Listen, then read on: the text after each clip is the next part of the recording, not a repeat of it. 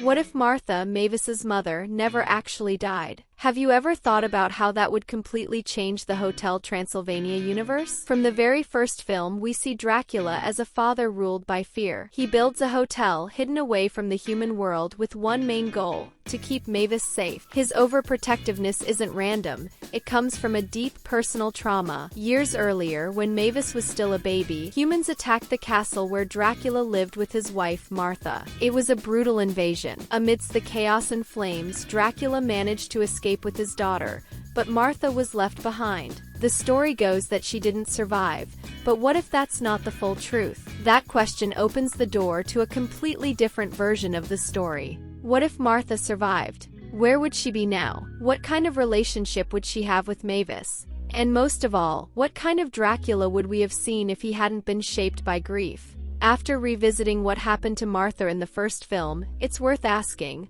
what if she actually survived that night? In the movie, we only catch a glimpse of her hand among the wreckage. Her body is never shown. That alone opens the door to speculation.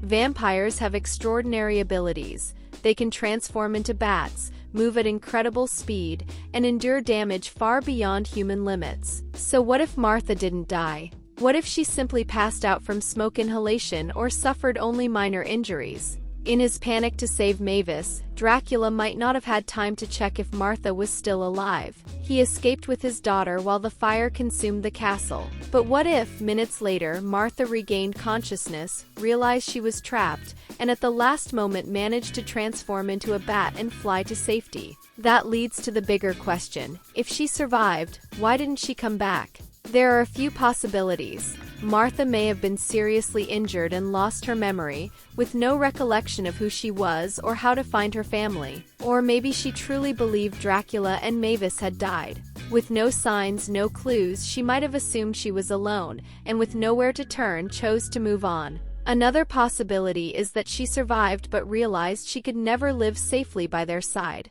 After years of running from humans and living in fear, maybe she decided to disappear and start over, far from anything that could put her family at risk again.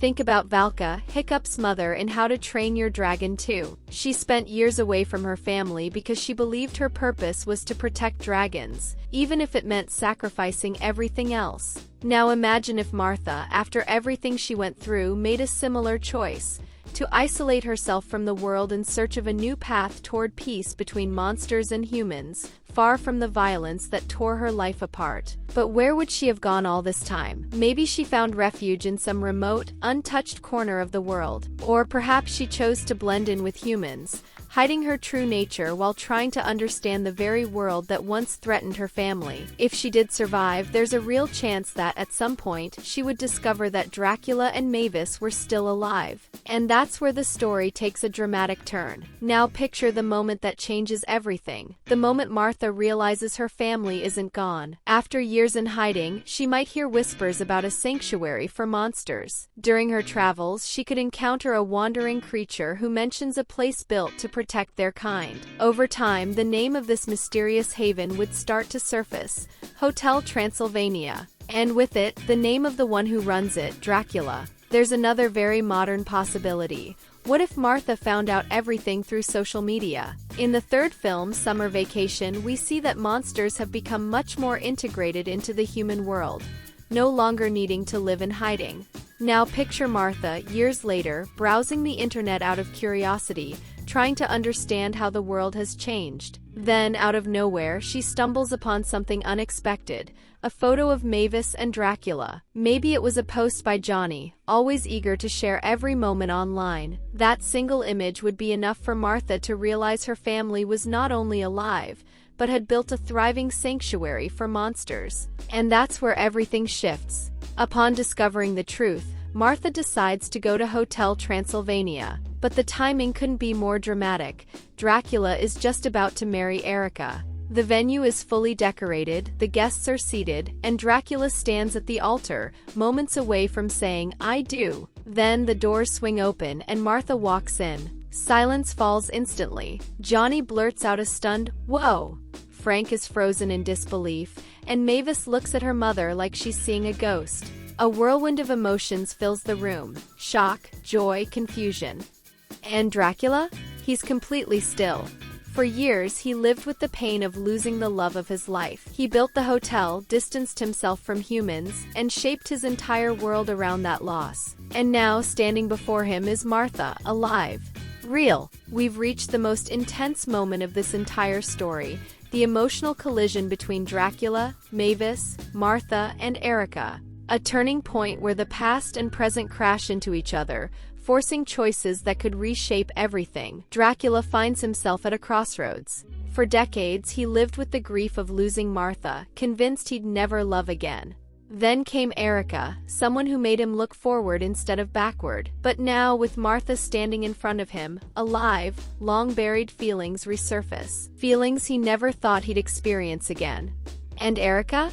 She's not just a romantic interest. She's the daughter of Van Helsing, raised to hunt monsters, conditioned to fear and destroy them. It took everything for her to overcome that legacy and fall in love with Dracula. Just as she's about to build a future with him, Martha, the wife presumed dead, returns. Would Erica accept being cast aside so easily? Or would she fight back, desperate to hold on to the life she carved out for herself? Then there's Mavis, caught in the emotional whirlwind. Seeing her mother again would be overwhelming, joy, disbelief, hope. But soon that would give way to pain. Why didn't Martha come back sooner? Why did she grow up believing her mother was gone forever? That unanswered absence could drive a deep wedge between them. And just when it seems nothing else could complicate this story, one final twist changes everything.